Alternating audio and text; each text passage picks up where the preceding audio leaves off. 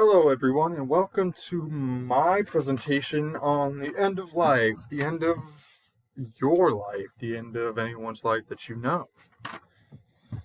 Getting old is something we all have to come to learn to deal with.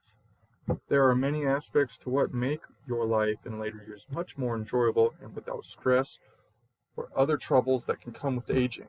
I will break down many aspects that will help everyone understand how to adapt to an older way of living and to make it easier for you and everyone else in your family. Having balance or care is essential, and this is very much the case when the caregiving is directly from relatives or loved ones. If you are unsure of what to do, this paper presentation will break down some of the things we should all take in action on while we still can. Taking the proper precautions to know your wishes are taken care of could require an advance directive.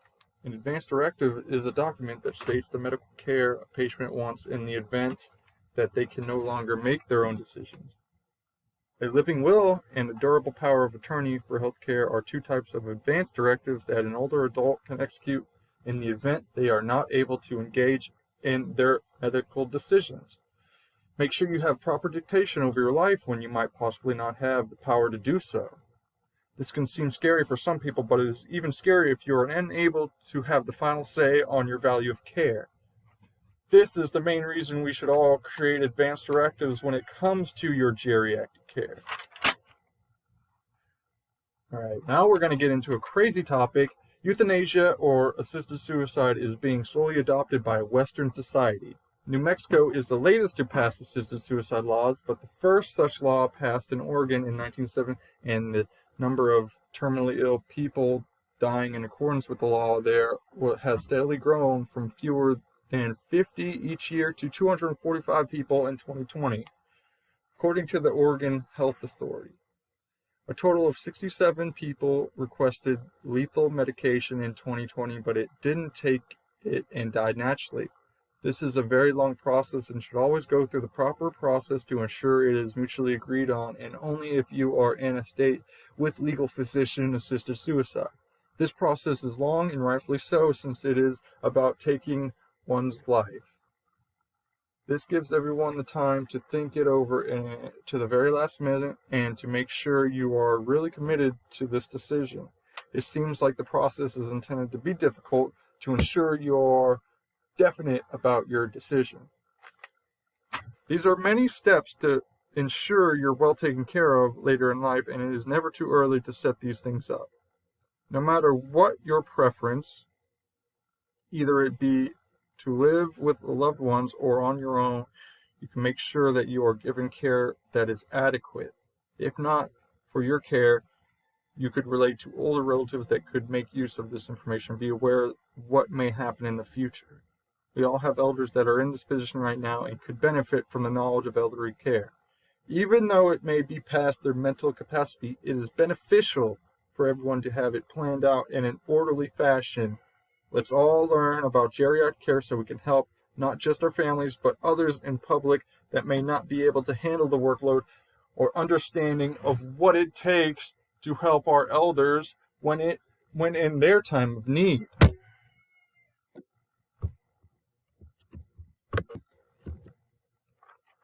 Now, getting old is something we all have to do, and it takes a lot of preparation in our early years, and it's never too early to do that. We should all ensure that we are doing that and keep everyone's wishes in order. And I want to talk about stress for a little bit, and stress is a two-way street. Having a balance of care is essential. An article I located states that caregiver stress is an important and negative parameter which is harmful for primary caregivers. This is very much the case when the caregiving is directly from relatives or the elderly in question. So when a relative gives care, it's different from a professional giving care. Helping other relatives with caregiving responsibilities can help everyone and help distress the primary caregiver. stating, offer to arrange for respite care. Respite care will give your parent a break from caregiving responsibilities. This is also a sort of touchy subject, DNR or do not resuscitate orders, which falls down into the medical proxy category. When loved ones are asked about their elders' preferences, they tend to get them wrong. It is important to have a living and medical proxies to make sure your loved ones know how to wish for them to take care of you. Also, we should take into account the group of grievers as a collective instead of just one's wishes. To understand others' processes of grieving and accepting death, it is to come to a common understanding. In our last moments, we may have a totally different perspective than we would when we were able-bodied, and also our loved ones' views can change as well. It is best to gain common ground and understand each other's feelings and emotions. And it's also to renew your medical proxies and everything in your advance directives, because you never know when you are going to think a different way, and if you're able-bodied, you better make sure that you have your advance directives in order. Taking the proper precautions to know your wishes are taken care of could require an advance directive. Is a document that states the medical care a patient wants in the event that they can no longer make their own decisions. A living will and a durable power of attorney for healthcare are two types of advance directives that an older adult can execute in the event they are not able to engage in their medical decisions. Okay, well, I brought them up earlier. Living wills and medical proxies. These are things to make sure you have proper dictation over your life when you might possibly not have the power to do so. A healthcare proxy is a legal document in which a person assigns to another person, usually called an agent or proxy, the authority to make medical decisions in case of incapacitation. Now we're revolving back to this touchy subject. Assisted suicide, physician-assisted suicide, as they call it in the United States. A new way of dealing with a lot of these problems is a common agreement to end one's life, but has become a pressing topic in today's social climate. More accepted in Europe, euthanasia is being slowly adopted in Western society. New Mexico is the latest to pass assisted suicide laws, but the first such law passed in Oregon in 1997, and the number of terminally ill people dying in accordance with the law there was steadily grown from fewer than 50 each year to 245 people in 2020. According to the Oregon Health Authority, a total of 67 people requested lethal medication in 2020 but didn't take it and died naturally.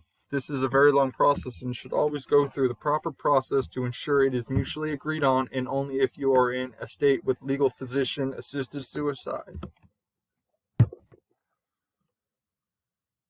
These are the many steps to ensure you're well taken care of later in life, and it is never too early to set these things up. No matter what your preference, either it be to live with loved ones or on your own, you can make sure that you are given care that is adequate. If not, for your care, you could relate to older relatives that could make use on this information and be aware of what may happen in the future. Now, when I talk about this kind of stuff, we all have these problems. We all have elders that could use care, and I know a lot of people, and nowadays I think we are adopting more elderly living with everyone, not just going to assisted living care. I think we are adopting that back into our society as we care for our parents and our grandparents, because that's how it should be. And in other countries like China, you are legally required to do so. But America has a different view on that. But I think now we are going back to a traditional caring for everyone because it's cheaper. It's cheaper, and it's, from what we read on the news, it's better to be caring for them because you know that you are doing that your family is going to do a good job and not neglect, like from what we see in the papers and the news, how a lot of assisted living is neglective and negligent. So I think it's a better idea to take care of your own elderly.